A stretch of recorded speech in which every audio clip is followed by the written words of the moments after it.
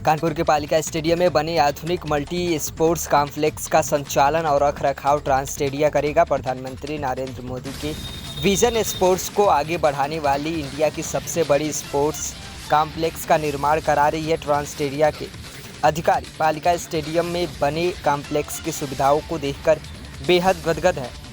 आगे की योजना को लेकर उन्होंने ट्रांसटेडिया अहमदाबाद को रिप्रेजेंट करने पहुंचे प्रदीप कुमार। यूपी का पहला आधुनिक मल्टी स्पोर्ट्स कॉम्प्लेक्स बनकर पूरी तरह से तैयार है। 28 में से 22 ओलंपिक खेलों के आयोजन की क्षमता वाले इंडोर कॉम्प्लेक्स का संचालन जिमा अहमदाबाद की मशहूर ट्रांसटेडिया को दिया गया है। ट्रांसटेडिया एक बेहतर प्लान के तहत इंडोर कॉम्प्लेक्स के संचालन की रूपरेखा बना चुकी है। आपको बता दें कि कानपुर के पालिका स्टेडियम में बना मल्टी स्पोर्ट्स कॉम्प्लेक्स प्रदेश का पहला कॉम्प्लेक्स है जो निर्धारित समय सीमा से कम समय में पूरी गुणवत्ता और मानकों के साथ बनकर तैयार हुआ है।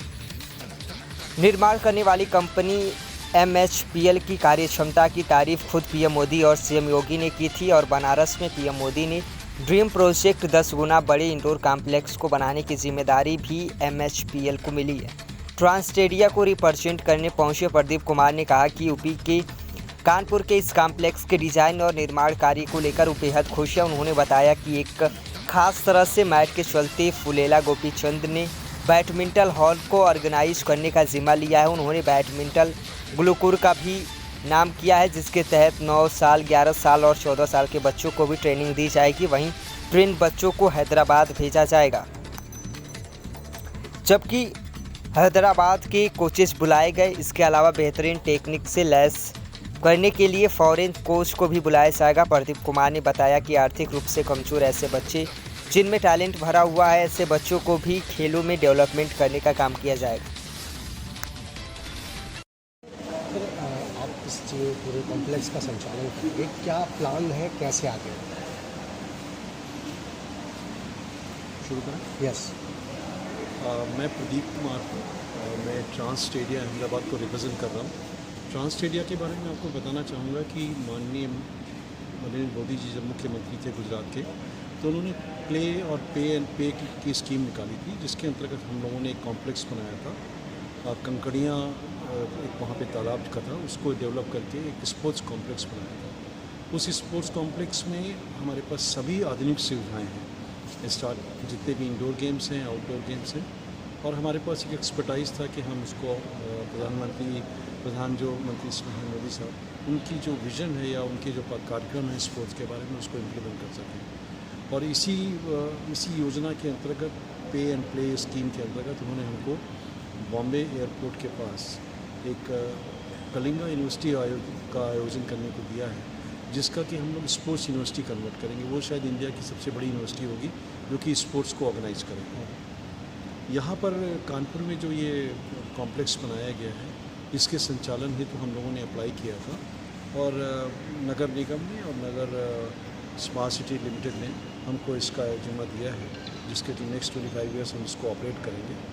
इस कॉम्प्लेक्स की जो बहुत ख़ास बात यह है कि इसका जो मल्टीपर्पज़ हॉल है या जो भी स्पोर्टिंग फैसिलिटीज़ हैं, उसमें सब इंटरनेशनल स्टैंडर्ड के इक्विपमेंट्स लगाए हैं।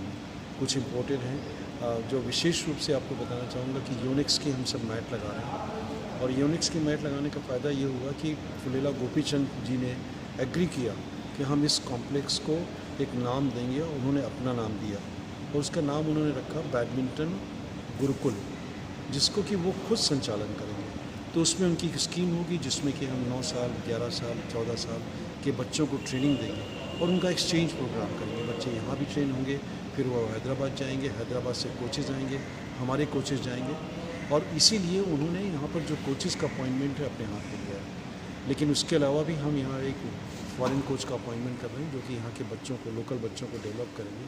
हमारा मुख्य ध्येय है कि जो आर्थिक रूप से जो स्ट्रांग नहीं हैं बच्चे और वो खुद खेल में रुचि है उनकी एज ए करियर, उनको हम डेवलप करेंगे और उन बच्चों को ट्रेन करके हम ये कोशिश करेंगे कि वो डिस्ट्रिक्ट लेवल और स्टेट लेवल में पार्टिसिपेट करके आगे जाने के लिए सक्षम बने। जहाँ तक रही और सुविधाओं की बात, जो बैडमिंटन हॉल है उसमें हम मल्टीपर्पज़ हॉल है, उसमें बैडमिंटन के अलावा टेबल टेनिस, बास्केटबॉल, वॉलीबॉल और कबड्डी का आयोजन करेंगे, जो कि रेगुलर बेसिस पे उन्होंने रखा बैडमिंटन गुरुकुल, जिसको कि वो खुद संचालन करेंगे। तो उसमें उनकी एक स्कीम होगी जिसमें कि हम 9 साल, 11 साल, 14 साल के बच्चों को ट्रेनिंग देंगे और उनका एक्सचेंज प्रोग्राम करेंगे। बच्चे यहाँ भी ट्रेन होंगे, फिर वो हैदराबाद जाएंगे, हैदराबाद से कोचेज़ आएंगे, हमारे कोचेज़ जाएंगे और इसीलिए उन्होंने यहाँ पर जो कोचेज़ का अपॉइंटमेंट है अपने हाथ में लिया है। लेकिन उसके अलावा भी हम यहाँ एक फॉरेन कोच का अपॉइंटमेंट कर रहे हैं जो कि यहाँ के बच्चों को, लोकल बच्चों को डेवलप करेंगे।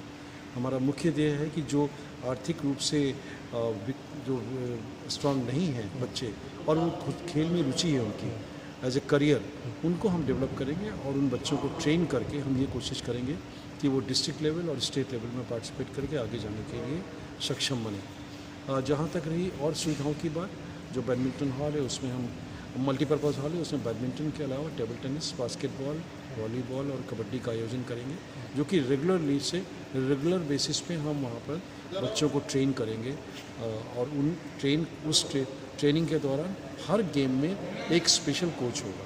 ये विशेष रूप से हमारा ध्येय है कि कोई भी हम यहाँ जो गेम करें उसमें हमारे पास एक ट्रेनर और एक कोच ज़रूरी है। क्या योजना ऐसे बच्चे कहाँ से ढूंढेंगे आप या फिर क्या? अब बहुत ही महत्वपूर्ण प्रश्न आपने पूछा। इसका हमने पहले तो अभी हमने सभी जो मुख्य अधिकारी हैं कानपुर के उनको सबको लिखा है, उसमें कमिश्नर साहब भी हैं, डीएम साहब भी हैं, नगर आयुक्त साहब भी हैं, कि वो नाम हमको रिकमेंड करके दें। लेकिन आपको जैसा मालूम है कि ये नाम जितने भी होते हैं ये सब संस्थाओं के थ्रू आते हैं, तो हमने एसोसिएशंस को भी बोला है और एक प्रॉपर स्क्रीनिंग का तरीका होगा। हमने उनसे फॉर्म भरवाएंगे, उन बच्चों से फॉर्म भरवाने के बाद उनका एक स्क्रूटनी होगी और उसके बाद हम विशेष रूप से 50-50 बच्चों के बैच बना करके उनको छांटेंगे और विभिन्न खेलों में एक लिमिटेड नंबर के आधार पे अपनी फैसिलिटी के हिसाब से हम उनको ट्रेन करेंगे। इस पूरे परिसर की निर्माण की गुणवत्ता को लेकर के कुछ कहना चाहेंगे, कुछ बेहतर दिखा अब है? मैं एक बात ये कहूँगा, अहमदाबाद में जो हम लोगों ने कॉम्प्लेक्स बनाया है ट्रांस स्टेडिया का, हम समझते थे कि शायद हम सबसे अच्छे होंगे, लेकिन उत्तर प्रदेश में आने के बाद वो भी कानपुर में ऐसा प्रांगण देख करके तो बहुत ही ताज्जुब भी हुआ और खुशी इस बात की हुई कि अब एक जागरूकता जो पैदा हुई है माननीय नरेंद्र मोदी के विजन से कि स्पोर्ट्स भी एक बहुत अहम जीवन का अंग है। आप ये जैसा कि उन्होंने हमेशा हर भाषणों में कहा है कि अगर हमको देश को विकसित करना है तो स्पोर्ट्स को मेन ध्येय बनाना है, क्योंकि जो स्पोर्ट्समैन होगा वो कमिटमेंट उसमें एक डिफरेंट होता है। तो हमारे लिए खेल कूद का या स्पोर्ट्स का भी एक बहुत महत्वपूर्ण है और इस कॉम्प्लेक्स को बनाने के लिए जो एफर्ट्स किए हैं, जिसने भी बनाया, MHPL ने या नगर निगम ने, उन्होंने बहुत एफर्ट्स किए हैं और उसको हमको अप्रिशिएट करना पड़ेगा। हम लोग बहुत सौभाग्यशाली हैं कि हमको ये मौका मिला कि हम इसको ऑपरेट करें। Thank you.